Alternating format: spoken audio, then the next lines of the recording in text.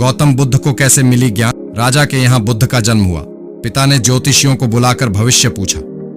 उन्होंने कहा, या तो यह सम्राट होगा और या तो यह साधु होगा। एक तरह से देखा जाए तो सच्चा सम्राट भीतर से साधु ही होता है। जब ज्योतिषियों की भविष्यवाणी राजा ने सुनी तो वे घबरा गए कि मेरा बेटा साधु हो जाए। ऐसा ठीक नहीं होगा। राजा ने पूछा, कोई उपाय बताइए, क्योंकि मैं चाहता हूं कि राजा का पुत्र राजा ही बने। ज्योतिषियों ने कहा कि इसका लालन पालन व पूरा जीवन बड़ी सावधानी में बिताना होगा। अर्थात आपका पुत्र सिद्धार्थ कभी किसी बूढ़े व्यक्ति को न देखे, कभी किसी बीमार व्यक्ति को न देखे और कभी किसी मरे हुए व्यक्ति को न देखे। जब तक ऐसा होगा तब तक वे राजा ही बने रहेंगे। अगर ऐसा नहीं हुआ तो वे साधु बन जाएंगे। राजा शुद्धोधन ने अपने पुत्र सिद्धार्थ के लिए बढ़िया से बढ़िया, बड़े बड़े महल, अच्छे से अच्छा भोजन, दास दासियां और खाने पीने के सामान आदि वस्तुओं के ढेर लगा दिए। पिता ने पुत्र को सुख सुविधाओं में इतना उलझा दिया कि उसे बाहर का संसार याद ही नहीं आया। शुद्धोधन ने समझ लिया कि अब इतने सुखों के आगे साधु बनने का प्रश्न ही उपस्थित नहीं होता। वे निश्चित हो गए। राजा शुद्धोधन ने बिल्कुल पक्की व्यवस्था कर रखी थी कि उनका पुत्र सिद्धार्थ जीवन में कभी भी वृद्ध, बीमार और मृतक व्यक्ति को देख न सके, क्योंकि वे अपने पुत्र को खोना नहीं चाहते। सिद्धार्थ का जीवन ऐश्वर्य और सुख सुविधाओं में बीत रहा था। उनके जवान होने पर एक सुंदर कन्या यशोधरा से उनका विवाह हो गया। विवाह हो जाने पर शुद्धोधन की आधी चिंता मिट गई।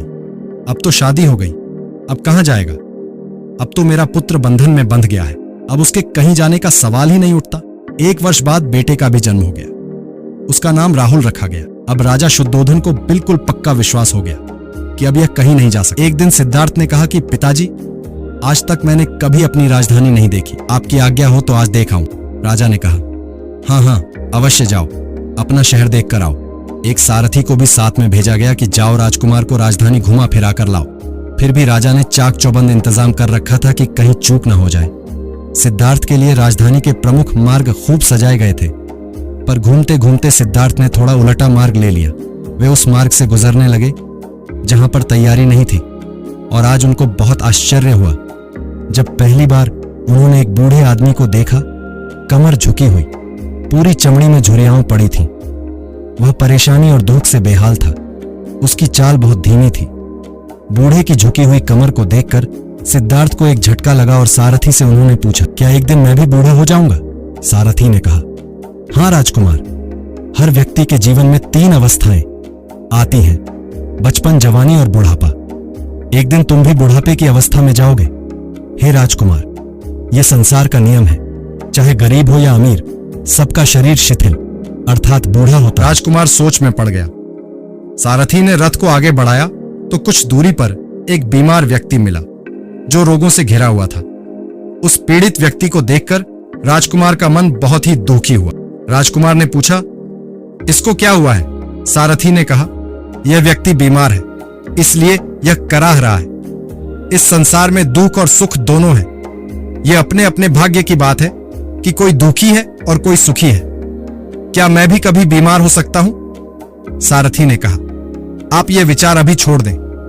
समय बड़ा बलवान होता है। ये सारी बातें कर्मों पर निर्भर करती हैं। चाहे राजा हो या रंक, सुख दुख सब पर आते हैं। अगर शरीर में कोई रोग आना है तो वह आएगा। यह सब सुनकर राजकुमार सोच में पड़ गया।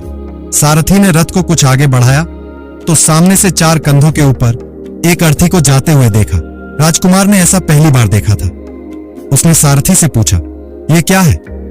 यह आदमी मर गया है, यह मुर्दा है। जो व्यक्ति मर जाता है उसको बांधकर श्मशान भूमि में ले जाते हैं, फिर वहां पर उसे जला दिया जाता है। राजकुमार ने कहा, क्या सबको मरना पड़ता है? हाँ, सबको मरना पड़ता है। यह मृत्यु लोक है। जो जन्म लेता है उसे कभी न कभी अवश्य ही मरना पड़ता है। तो इसका मतलब यह हुआ कि ठीक इसी तरह से एक दिन मुझे भी मरना होगा। मेरी देह भी मुर्दा होगी और मुझको भी 4 कंधों पर उठाकर ले जाया जाएगा। मुझको भी ऐसे ही रस्सियों से बांधा जाएगा। मेरे भी आगे पीछे घर के सदस्य रोएंगे, तड़पेंगे, और जिस संसार को मैंने इकट्ठा किया है वह सारा का सारा मुझसे छूट जाएगा। इसका मतलब यह हुआ कि क्या एक दिन मैं भी मर जाऊंगा? क्या एक दिन यशोधरा भी मर जाएगी? क्या एक दिन मेरा राहुल भी मर जाएगा?